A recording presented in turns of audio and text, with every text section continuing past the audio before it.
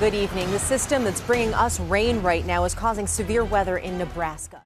Assalamualaikum warahmatullahi wabarakatuh. Dalam 2 bulan terakhir, Amerika Serikat menghadapi rentetan bencana yang tampaknya tak berkesudahan.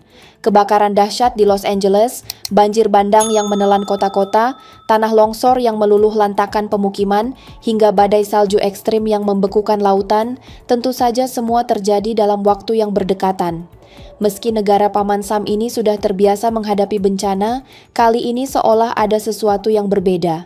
Seolah alam sedang berbicara, mengingatkan bahwa bahkan kekuatan terbesar di dunia pun tak berdaya di hadapan Sang Pencipta. Bahkan, mantan Presiden Donald Trump dilaporkan terkejut saat melihat bagaimana lautan di beberapa wilayah Amerika membeku. Banyak yang berspekulasi bahwa ini bukan sekadar fenomena alam biasa, melainkan teguran atas kebijakan mereka yang kontroversial, termasuk intervensi mereka di Palestina. Video Trump yang baru-baru ini beredar, yang membahas rencana menjadikan Gaza sebagai pusat hiburan, semakin menuai kecaman. Tapi, apakah ini hanya kebetulan? Ataukah ini cara Tuhan menunjukkan bahwa kuasanya tak bisa dilawan? Januari 2025 dimulai dengan bencana yang tak terlupakan, kebakaran hutan yang menghanguskan Los Angeles. Lebih dari 180.000 orang terpaksa meninggalkan rumah mereka, sementara 28 orang kehilangan nyawa dalam kobaran api yang tak terkendali.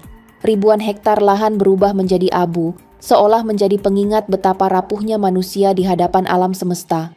Kemudian, Februari membawa sesuatu yang berlawanan, udara beku yang menyelimuti negeri ini. Polar vortex dari kutub utara menyeret udara Arktik ke selatan, menjatuhkan suhu ke titik yang tak pernah dibayangkan sebelumnya. Seolah-olah dunia membeku dalam kemarahan Tuhan. Saat ini, badai salju dan angin kencang menerjang kota demi kota, mengubur kehidupan di bawah lapisan es yang membeku. Banjir bandang melanda negara bagian seperti Kentucky dan Tennessee, menewaskan lebih dari 10 orang dan memaksa ribuan lainnya mencari tempat berlindung. Laporan terbaru menyebutkan suhu ekstrim mencapai minus 51 derajat Celcius di Montana dan North Dakota, mematikan bagi siapa saja yang tak terlindungi.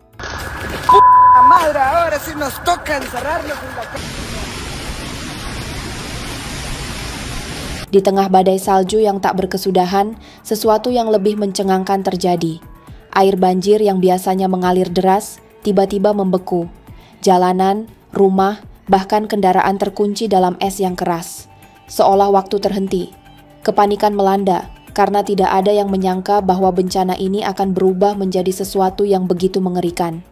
Menurut laporan Fox Weather, lebih dari 230 juta warga Amerika kini menghadapi suhu di bawah titik beku.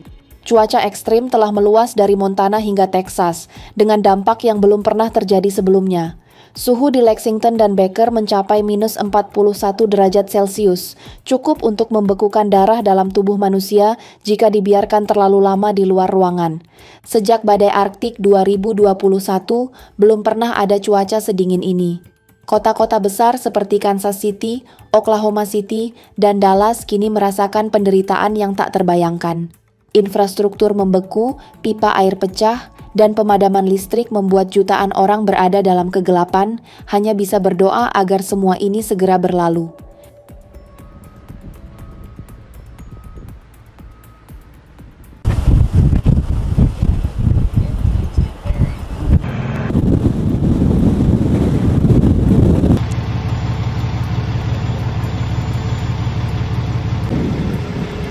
Kebakaran hutan bulan lalu telah menyebabkan kerugian hingga 2.400 triliun rupiah.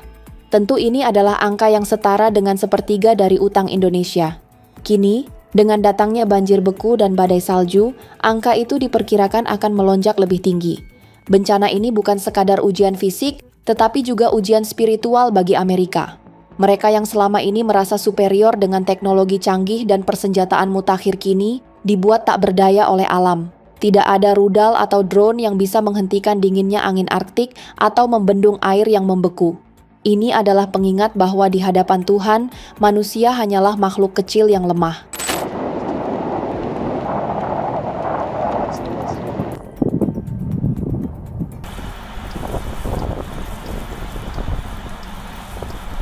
Seiring dengan semakin buruknya kondisi, banyak warga Amerika mulai bertanya-tanya, apakah semua ini hanya kebetulan? Ataukah ini adalah teguran dari Allah? Hingga kini, laporan menyebutkan bahwa banjir telah merenggut 12 nyawa, lebih dari 14.000 rumah mengalami pemadaman listrik, dan 17.000 lainnya mengalami krisis air bersih. Jumlah korban terus bertambah, dan kepanikan semakin meluas. Gubernur Kentucky, Andy Beshear, memberikan pernyataan yang menyiratkan keputusasaan. Kami masih dalam tahap penyelamatan dan penyaluran bantuan. Banyak orang masih berada dalam bahaya, dan cuaca dingin yang ekstrim akan semakin memperburuk keadaan, ujarnya dalam laporan Bloomberg. We had about 700 vehicles over 14 miles that we were able to evacuate, most by shutting down the interstate about 3 days into this, so there is that strain. Di tengah kekacauan ini, banyak yang mulai mencari jawaban di tempat yang sebelumnya mereka abaikan.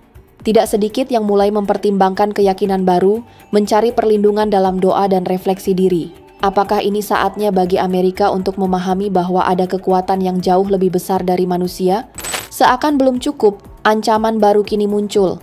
Amerika adalah negara dengan frekuensi tornado tertinggi di dunia, lebih dari 1.000 tornado terjadi setiap tahun, dengan korban jiwa rata-rata mencapai 73 orang. Menurut Business Insider, jumlah tornado di Amerika jauh lebih tinggi dibandingkan Eropa, yang hanya mengalami sekitar 10-15 tornado per tahun. Faktor utama penyebabnya adalah topografi Amerika yang luas dan terbuka, memungkinkan terbentuknya angin puting beliung dalam skala besar. Well, good evening. The system that's bringing us rain right now is causing severe weather in Nebraska. New video of Friday's powerful EF3 tornado touching down and then sweeping over the 10 miles long. More than 1,000 buildings were destroyed, despite the widespread. Kini, setelah dihantam kebakaran, banjir, dan badai salju, masyarakat Amerika harus bersiap menghadapi musim tornado yang diprediksi akan lebih ganas dari biasanya.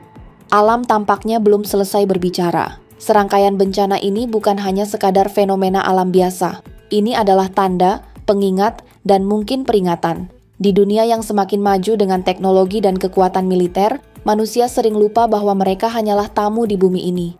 Alam yang diciptakan oleh Tuhan bisa kapan saja mengambil kembali apa yang telah diberikan. Amerika kini berada di persimpangan jalan. Apakah mereka akan terus mengabaikan pesan ini dan menganggapnya hanya sebagai siklus alam?